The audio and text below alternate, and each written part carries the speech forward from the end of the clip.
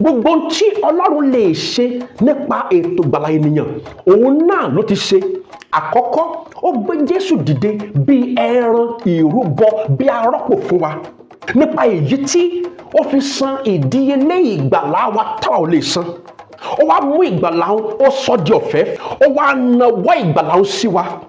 Ṣùgbọ́n ìdáhùn sí kan wà tó gbọ́dọ̀ ti ọ̀dọ̀ ènìyàn wá sí ọwọ́ tí Ọlọ́run náà yìí, bóyá ènìyàn ó gba ìgbàlà Ọlọ́run láti sọ di tiẹ̀, tàbí yóò kọ ìnáwó sí ìgbàlà Ọlọ́run. Ṣé wá rí bí a ti ń ṣe àfihàn pé a fẹ́ gba ìgbàlà Ọlọ́run, òun ni fífi ìgbàgbọ́ sí inú iṣẹ́ ètùtù tí Jésù Kristi Olúwa ṣe.